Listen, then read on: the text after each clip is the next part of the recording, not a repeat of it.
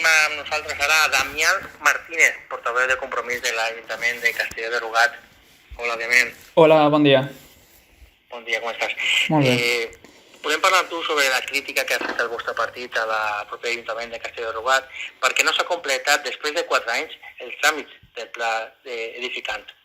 Sí, efectivament. El pla edificant, per a que tots els oients ho puguen entendre, és una espècie de subvenció que dona la Conselleria d'Educació per a la rehabilitació, ampliació, la construcció de centres educatius públics, que esta va arrencar ja en el 2018, la Generalitat Valenciana la va posar en marxa amb una dotació de 700 milions d'euros per a més o menys el període del 2018 al 2022. L'abril del 2019 es va ampliar fins als 1.000 milions i es va prolongar la seva vigència de 2 anys.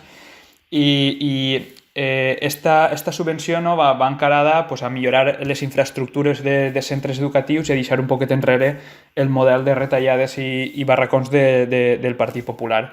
El nostre poble, Castelló de Rugat, en el 2018 va realitzar un plenari per a aprovar la nostra adhesió a aquesta subvenció, al pla edificant, i abans d'adherir-se, l'Ajuntament va anunciar en xarxes que traslladava a la Conselleria una sèrie de deficiències, una sèrie de reivindicacions que sempre ha tingut el nostre poble i també l'AMPA,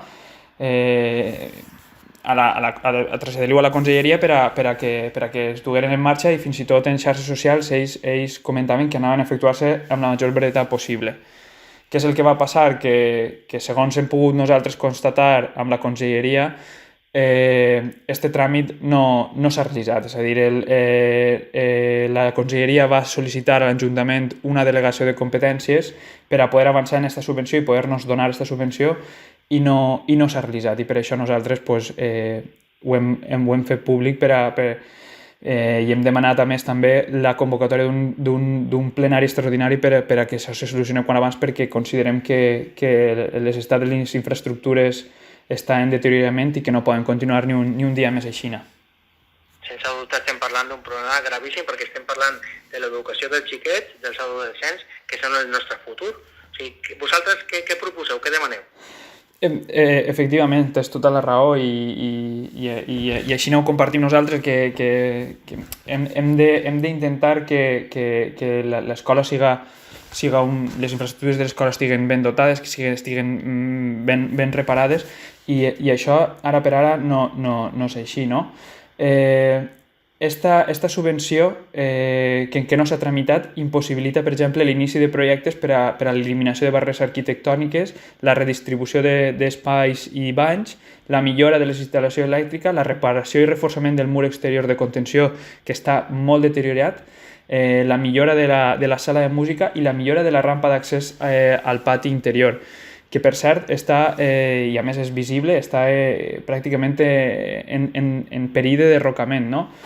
Nosaltres sincerament pensem que això no pot continuar d'esta manera, que aquesta inacció de l'equip socialista no pot continuar, perquè la gent de Castelló de Rugat no es mereix que infraestructures com el centre de dia i residència, que també es va iniciar el tràmit fa 4 anys i que encara no s'ha completat, o ara el pla edificant, es passen 4 anys a l'espera de que l'Ajuntament acabi els tràmits per a que la Generalitat puga oferir aquestes subvencions, no?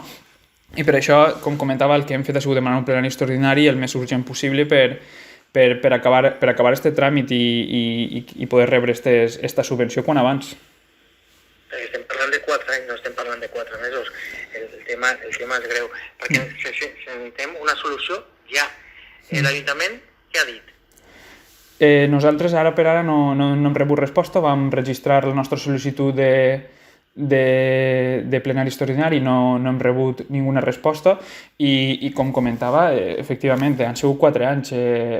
La Conselleria va enviar per e-mail el 19 de juny del 2018 informant a l'Ajuntament que per poder avançar se necessitava la sol·licitud de delegació de competències en la plataforma de gestió electrònica d'edificant, però no consta que aquesta sol·licitud de delegació de competències i aquest certificat plenari s'hagi tramitat. Per tant, estem en un punt que l'escola està igual com estava en el 2018 i tinguent la possibilitat, com la tenim, de millorar el mur de contenció, de millorar la rampa, de millorar la sala de música, de millorar una sèrie de qüestions que pensem que són indispensables. Demà, des d'ací, intentarem posar-nos en contacte amb l'Ajuntament de Castelló de Rugat, a veure què ens diuen. Una última cosa, Damià. Sí. Les residències també tenen problemes. El centre de dia, o sigui, no només és els centres educatius, sinó també les residències dels avis i el centre de dia dels malalts. Sí, efectivament, en Castelló de Rugat hi ha de fa molt de temps, per part de la Conselleria d'Igualtat i Polítiques Inclusives, hi ha un projecte d'una residència i centre de dia que és que és una qüestió molt important per al nostre poble, hauria de ser un projecte prioritari i l'únic que falta és que el terreny on s'ha de construir per part de la Conselleria d'Educació, per part de la Conselleria de Polítiques Inclusives, falta que aquest terreny passi a mans de la Conselleria d'Igualtat i Polítiques Inclusives. I tal com vam desvelar Compromís i com també vam estar amb vosaltres compartint això, l'Ajuntament este tràmit encara no l'ha fet. És a dir, portem 4 anys per a cedir el terreny, passar-lo a mans de la Conselleria d'Igualtat i Polítiques Inclusives per a que puga iniciar els tràmits per a poder construir aquesta residència. Al final, això és com tot, no? El temps passa, però n'hi ha qüestions que haurien de ser prioritàries, que haurien d'estar duent la línia política del nostre poble i, per desgràcia, aquesta inacció pensem que no beneficia als nostres veïns i veïnes i per això, des de Compromís, estem constantment sent l'impuls de Castelló de Rugat, estem constantment darrere de l'equip de govern per a que acabi aquests tràmits perquè pensem que els nostres veïns ho mereixen. Damià, 30 segons si tens que añadir alguna cosa més.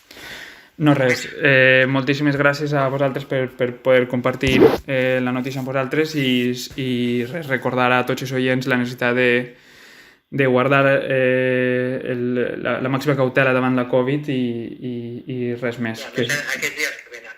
Exacte. Damià Martínez, portaveu de Compromís de Castelló de Rugat, moltes gràcies. Moltes gràcies a vosaltres, plaer.